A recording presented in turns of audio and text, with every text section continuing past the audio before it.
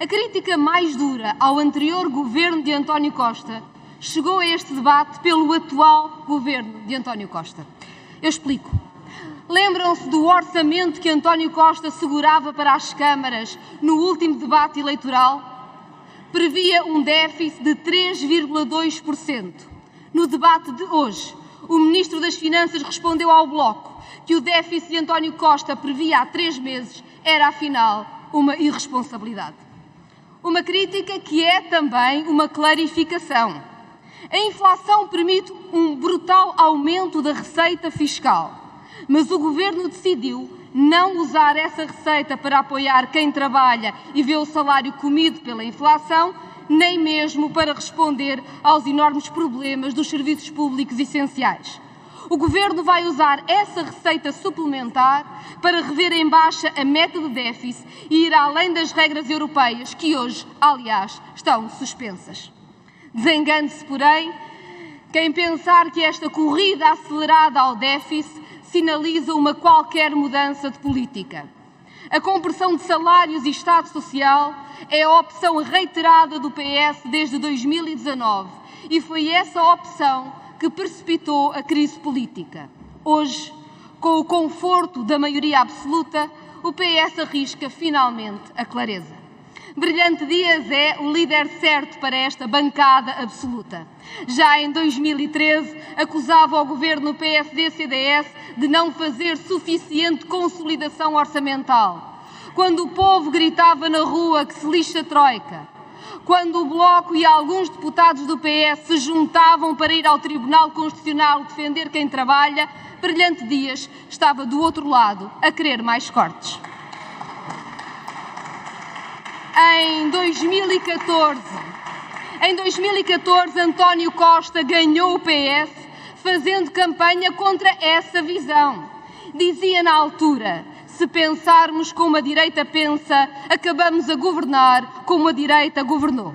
Hoje, quando volta a ouvir um Ministro das Finanças comparar o orçamento do Estado com o de uma família e repetir o discurso velho e errado da direita sobre a dívida e o déficit, sou obrigada a concordar com António Costa de 2014. Senhoras e senhores deputados, o Orçamento do Estado prevê uma inflação de 4% em 2022. Não vou debater o otimismo desta previsão face aos dados conhecidos. A questão central é outra. Mesmo que o Governo acerte as previsões da inflação, o Orçamento falha na resposta ao país. A generalidade das medidas anunciadas para combater a inflação é tão residual que não entra sequer no Orçamento. Tem cabimento nos duodécimos de 2021. A medida de apoio às famílias mais vulneráveis vale menos de 0,03% do PIB, nem com uma lupa se encontra. Este orçamento coloca quem é mais pobre e não tem margem para acomodar a alta de preços numa situação impossível.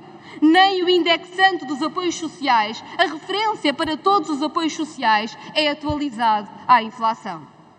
A proposta de atualização dos salários dos trabalhadores do Estado, que serve de referência para o setor privado, também ignora as previsões de inflação do próprio orçamento. Há 3 meses, o Primeiro-Ministro prometia a professores e enfermeiros que teriam mais rendimento. Agora, garante que com uma inflação de pelo menos 4% e uma atualização salarial de 0,9%, os preços vão subir 4 vezes mais do que os salários. O Ministro das Finanças dizia hoje que aumentar salários e pensões à inflação seria uma ilusão. Senhor Ministro Fernando Medina, criar ilusão é prometer que esta inflação, que é gerada pelo lado da oferta e não da procura, possa ser contrariada por quebra da procura através da correção dos salários e não por tabelamento de preços e controle das margens do lado da oferta, onde está o problema. Registre-se que nem a despesa com serviços públicos é atualizada pela inflação. Ou seja, com tudo mais caro, os serviços públicos ficam com menos meios. Escolas, saúde, justiça, em agonia de meios, é o que o Governo nos propõe neste orçamento. Até a cultura e o seu orçamento inexistente encolhe. Deve ser a tal prudência. Mas o governo da prudência não dispensa as mãos largas para alguns. Continua sem cobrar o imposto de selo da EDP, continua a prever 131 milhões adicionais para o novo banco em ativos por impostos diferidos, recuou na intenção de tributar os lucros extraordinários das empresas, mantém os vistos gold, borla fiscal a residentes não habituais e fundos imobiliários, alojamento local desenfreado, alimentando a crise na habitação. E sob o aplauso de Cavaco Silva, mantém a legislação laboral da Troika, enquanto os administradores das maiores empresas aumentam as suas remunerações em 90% e distribuem milhões em dividendos.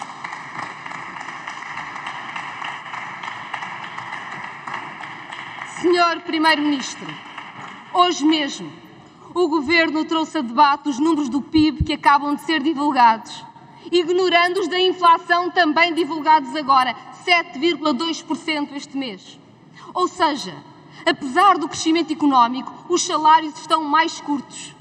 Diga-nos, Sr. Primeiro-Ministro, o que acontece quando o PIB aumenta, mas os salários não? Ouviu-se o eco de um velho refrão: o país está muito melhor, as pessoas é que não. Ao repetir os velhos mantras da direita, o Sr. Primeiro-Ministro fala numa língua morta. Ela deixou de usar-se quando, em 2016, ficou provado que o crescimento económico e a consolidação orçamental dependem de uma economia que puxe pelos salários, que puxe pelas pensões.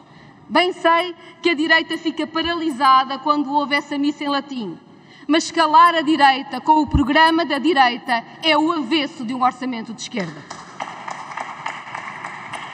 Esta legislatura só tem um mês e há já uma evidência. A maioria absoluta abandonou o povo, abandonou a maioria do povo. O Bloco de Esquerda, pelo contrário, não deixou de acreditar na escola pública para as crianças, no Serviço Nacional de Saúde para quem precisa, na habitação como um direito e não um luxo, na ideia de que um jovem não deve viver condenado à escolha entre o desemprego e o contrato precário, numa economia que respeita quem trabalha. E é em nome dessa maioria que, sem surpresa, votamos contra este orçamento. Se em outubro de 2021 ele já era muito mau, em abril de 2022 é uma condenação da maioria das pessoas a uma vida pior.